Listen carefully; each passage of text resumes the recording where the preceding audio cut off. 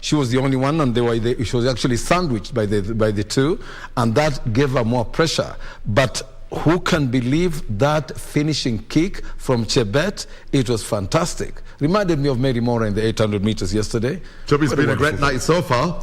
Like I said, disappointment initially, but so far we're all smiles all the way. Oh yes, and we're going on this. Okay, javelins on going on now with Julius Yego in it, and later on we shall also have other Kenyans in the 4x400. No, there will be the 4x400 relay final. Then there is also the 4x400 women's final, where we've got also Winnie Chebet, Veronica Mutua, Yarinta Mawia, and Mary Mora, and that will be also another thing. Thank you, Toby. Now it's time to go back to the news after that interesting 5,000-meter women's final. The U.S. Embassy has urged Kenya to conduct a free, fair and transparent general election. U.S. Ambassador to Kenya, Meg Whitman, says the United States enjoys cordial relations and enduring partnerships, and the U.S. investment in Kenya and bilateral trade are important elements of the U.S.-Kenya relationship. Whitman said the U.S. was ready to help Kenya in ensuring there was peace and U.S. Ambassador to Kenya, Meg Whitman, has urged Kenyans to coexist peacefully during the electioneering period. Ambassador Whitman, who assumed the U.S. Embassy Nairobi office last week, said that the U.S. is ready to help Kenya in ensuring there is peace and harmony during and after the elections. The coincidence of my arrival with the upcoming national elections makes this an even more poignant time to get on the ground and witness Kenya's vibrant democracy in action. As President Biden said, democracy does not happen by accident. We have to defend it, fight for it, strengthen it, renew it. We stand shoulder to shoulder with the Kenyan people during this election season. Our programs at the embassy support democratic values and, crucially, are non-partisan. Whitman says food insecurity concerns and improved trade relations will be a priority for her office after the August polls. I will meet with political and civil society leaders, the media, and Kenyans throughout the country to hear their perspectives on how best our countries can work together to promote the democratic values that we share, including respect for the rule of law and fundamental freedoms. Whitman made the remarks while paying tribute to the 213 lives lost in the 1998 U.S. Embassy bombing attack on 7th of August 1998, of whom 44 were Americans. I will get back to you with what my understanding is on how those victims are, if and when, are going to be compensated. Whitman says she looks forward to working with any candidate that gets the mandate from Kenyans to form the next government. Irene Mchuma Odim, Sunday Express. It was a race against time for voters as hundreds of commuters on Sunday flocked various bus termini for upcountry travel ahead of the elections. Many travelers were stranded due to a shortage of public service vehicles, with the available vehicles hiking their fares. Trevor Ngendo with the details. These were the scenes on Sunday afternoon in the capital city as hundreds of travelers rushed to board vehicles to their different upcountry destinations to participate in Tuesday polls. Most of the bus termini witnessing full bookings and a shortage of vehicles, leaving operators unable to meet the demand. Tumekuwa na usafiri, watu wamesafiri wengi wanaenda kupiga kura manyumbani na wengi labda kama ni kutoka Nzoroka, lakini sasa sisi tumejipanga vilivyo. Isipokuwa hatuna magari nyingi ya kutoza sababu ya nauli na mafuta, mambo iliongezeka. Sisi kampuni yetu pia tuko na standard price, yani hatuongesangi bei kwamba watu ni wengi ni wachache. Bei yetu ni ile tu, hiyo wakati watu wako wengi wako wachache, huwa bei yetu iko namna hiyo. We are witnessing scenes like never before today. Ordinarily, on a Sunday afternoon, you'd hardly see such number of people moving from one place to the other. But with just a day and a few hours left to the polls on Tuesday, a lot of commuters are traveling from one place to the other to go and elect their leaders. With fares already hiked, many stranded commuters were left without an option. Hivi juzi tulipouliza bei ya gari tukaambiwa 1200. Leo kufika hapa asubuhi kitu saa 3 nikapata gari ni shilingi 2200. Sasa na hii uchumi vile kuko imebidi tulipe kwa sababu tunaenda kupiga kura. Kama serikali ingekuwa na magari ya kusafirisha watu kwenda kupiga kura ingekuwa taa jambo, lakini naona watu wengi hawataenda nyumbani kupiga kura because fare iko juu. Ni fare, warudishe fare chini, kwa maana sisi tukitoka hapa tukienda tukienda Western bado fare ya kurudi itakuwa juu. Kitu yenye tunaomba serikali itupunguzie bei ya kurudi. To some, the last-minute rush was a blessing in disguise, but to others, things are different. Sisi kama watu wa biashara, sisi ni oka. Sisi oka, biashara yetu iko chini. Kwa kuuza watu wanunui, mtu kienda kumuuzia na kuambia fare iko juu. Unaona? Fare iko juu sana, fare iko juu. Hata magari zile zilikuwa zinaenda zimeletwa zile gari ndogo bado wamebanisha fare. Sasa mtu akienda 3,000 nyumbani hawezi nunua kitu. Kwa sisi upande wetu tunaumia. Na mimi hivi, fanya niko hivi. Hata mimi ningependa kwenda nyumbani nipate kura. Nipige kura nyumbani lakini sijapata hiyo fare. Calls for peaceful elections were in order, as many remained optimistic that the elections will be peaceful. Niomba wa Kenya tudumisha amani kila mahali tuko. Wewe kwenye huko dumisha amani. Kila Mkenya hako hapa Kenya akubali.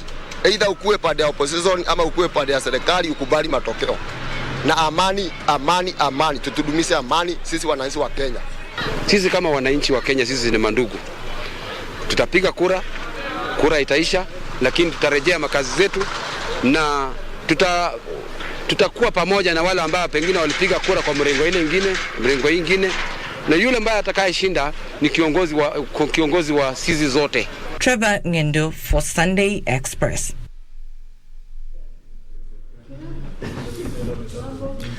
Kisumu Bus Park was on Sunday thronged by travellers seeking transport to their rural homes ahead of the voting exercise on Tuesday. As Wycliffe Okech reports from Kisumu County, public service operators have also adjusted bus fares downwards to allow passengers travel and participate in the forthcoming vote. With just a day left to Tuesday's vote, Kenyans across the country continue to flock bus parks in bid to avoid being locked out of the important event. The lakeside city of Kisumu on Sunday experienced an influx of passengers seeking to travel to their rural homes ahead of the forthcoming ballot. Mimi ninaenda Homa Bay, mahali penye nilizaliwa, ndio ninaenda kupiga kura huko, lakini kama abiria nimepatikana hapa Kisumu. Watu wanasafiri kwa wingi na ninatumai ya kwamba hawaendi na kura. Kama pale zamani watu walikuwa wanaogopa ya kwamba vita zinaweza toka hapa na pale, lakini naona watu wanasafiri kwa wingi. Ukiangalia ujaa hapa, lakini saizi kuna upungufu wa magari. Interestingly, public service operators uncharacteristically adjusted bus fares downwards to allow passengers to travel and partake in the exercise. Even the price of the fares has not even risen up. People are very happy because they are going back to do their elections. So as a matter of fact, even in stage here, people are very humble. We only pray that the elections go very humbly, peacefully as we are heading on Tuesday. Kutoka Kisumu ilikuwa 350, lakini wametupunguzia bei. Tena imekuwa sawa kwa sababu wametujali ya kwamba wale wenye wanasafiri waende wapige kura kwa usalama. Wameweka hiyo bei, imekuwa 200 shillings. In relation to election preparedness in the county, poll officials are exuding confidence of a smooth electoral process, with the mapping of polling centers being the main activity on Sunday. We are very prepared for Tuesday in terms of 2022 general elections. One, all the presiding officers are trained and they've been deployed. All the clerks have been trained. They'll be joining them in their different polling stations. We have 222 stations. The agents have been briefed and trained enough to the extent that we say they are set to go. With the residents have also been informed via our register. All the registers are pinned next to the stations. What's remaining is basically simple logistics for today and tomorrow before they actually leave post stations. As you can see right now, our presiding officers are going to do mapping this afternoon to actually confirm the exact positions of the stations. The officials continued their rallying call for the electorate to come out in numbers and vote for preferred candidates come Tuesday. For Sunday Express from Kisumu County, I am Wycliffe Okech. Mombasa County Returning Officer Swalha Yusuf has confirmed that all election materials, including ballot papers, have arrived in the county and will be dispatched to their respective polling centres tomorrow. She called on voters to turn up in large numbers and execute their constitutional right, assuring them of their security.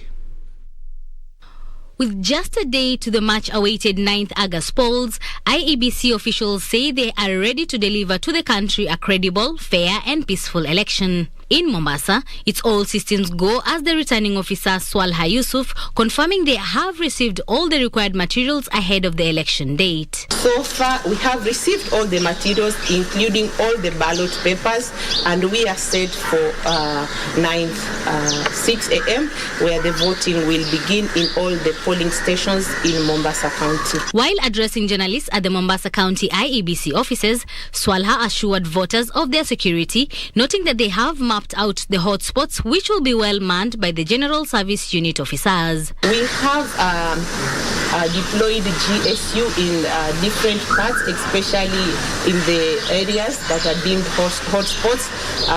Most of the areas are Kisauni, Nyali and Likoni, but generally we have the GSU all over Mombasa because we want to ensure that our people vote freely, they vote peacefully, and that's why we have enhanced the security in the county. Swalha noted that only accredited personnel will be allowed in the polling and tallying centers during vote counting. The agents must be accredited, the media must be accredited, the observers, the candidates walk in, see the process and leave the station. We also have the poll officials and IBC staff. Other than those people that I've mentioned, we don't expect any person to be at the polling station. We expect the voters to move in, vote, and go back home. Meanwhile, Archbishop of the Archdiocese of Mombasa, Martin Kivuva, has called for peace among Kenyans during and after the elections. These sentiments were echoed by Kaya elders. Matokeo yakitokea vyovyote vile, kubali. Kama una sababu za kuwa unatishia kwamba unaona umeonewa, tuna makoti yetu ama sehemu za kupeleka shida hizo litatuliwe. Naomba uchaguzi wa amani, kwa sababu ikiwa hatutachaguana na amani tutakuwa tumeikoroga nchi yetu ama tumeichoma. Kwa hiyo ombi langu ni kuwasihi vijana wa pwani au wa Kenya yote kwa ujumla, kesho kutwa tujitokeze tupige kura kwa amani, kwa sababu tusipozingatia amani, hivi sasa hata tuna njaa, unga hauonekani. Tukifanya fujo ndio tutakufa na njaa. From Mombasa County, I am Anburu.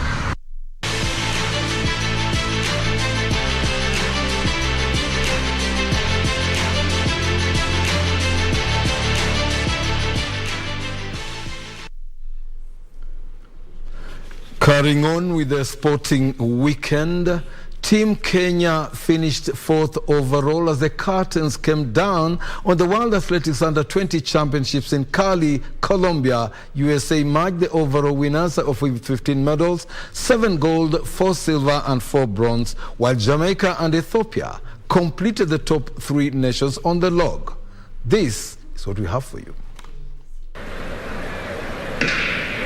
Kenya's Brenda Chebet clocked 4 minutes, 4.64 seconds to bag silver in the women's 1500 meters final, while compatriot Purity Chepkirui settled for bronze after clocking 4 minutes, 7.64 seconds. The duo also set their personal best in a race that was won by Ethiopia's Barke Hyolom.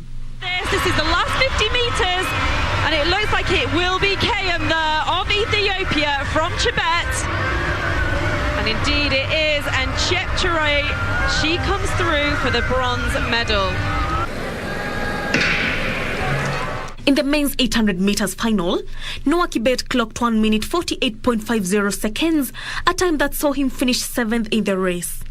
Ethiopia's Eremias Girma won the race, clocking 1 minute 47.36 seconds. Jen Gatti and Maureen Cherotich finished 6th and 7th in the 5,000 women's race that was dominated by Ethiopian duo Medina Elsa and Meknat Wodu. In the men's 3,000-meter steeplechase, Emmanuel Wafula and Haron Kibet were placed 6th and 10th respectively in a race which saw Samuel Duguna and Samuel Firemu of Ethiopia clinch gold and silver respectively. Kenya finished 4th overall with 3 gold, 3 silver and 4 bronze medals. In the previous edition of the World Junior Championship that was hosted at Kasarani Stadium last year, Kenya emerged victorious with 8 gold, 1 silver and 7 bronze, while Finland and Nigeria finished 2nd and 3rd respectively. Who attacked her with 200 metres to go. You'd say that was pretty inch perfect in the end. Marion Gedenji from Nanyuki Golf Club has been crowned the overall winner of the inaugural Safaricom Golf Tour held at the Vipingo Ridge Baobab Golf Course in Kilifi County. The event marked the close of the inaugural Safaricom Golf Tour series that was launched in January at the semi-public Golf Park. With the tour having traversed 14 golf courses, this is some of the action captured today. The price of success is heavy. Playing off handicap 37, Githinji, who had qualified for the finals after emerging the winner in the ladies category in Nanyuki, returned to the score of 47 stable phone points, courtesy of 23 points in the front line and 24 points in the back line to claim the overall title. I'm lost for words. This is the first time playing here. But I think I had a very good to start with. They made the game interesting, and I was lucky to play with one of the junior golfers, Bianca. I think that's someone you should watch out for. Claiming the top prize in the ladies category was Kenyan Air Force player Grace Naserian, with 44 points ahead of Elizabeth Njau of the Royal Nairobi Golf Club, who settled for the runners-up on 32 points. We had significant interest from outreach programs. So far, we've interested 9,000 participants across all the 14 events that we held, of which about 6,000 were juniors, including the outreach program. Up to 3,000 engaged through the outreach program. In the men's category, Dr. Kipkirui Langat of Kericho Golf Club feeded off stiff competition from his clubmate Erastus Orina to emerge the winner with 36 points on count back. The Saturday event marked the close of the inaugural Safaricom Golf Tour series that was launched in January after the semi-public golf club, with the tour having traversed 14 golf courses across the country, drawing a field of more than 9,000 participants in various tournaments, junior clinics and outreach programs. The junior tournaments winners will have a chance to attend 3-day elite camp later in the year. Junior Golf Foundation will conduct the training in partnership with the US Kids Golf Foundation. For Sunday Express, I'm Daniel Mwendwa.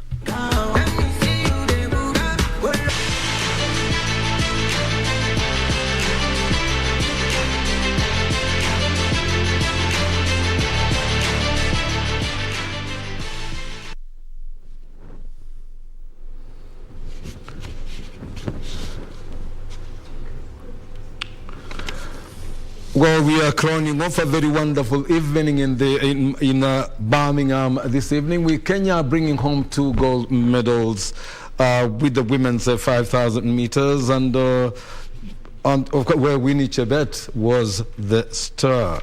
And well, and also coming up, remember that the action is still coming up, and we still expect some more medals. Javelin, Julius Yego, Commonwealth champion, world champion, is in the finals of the javelin.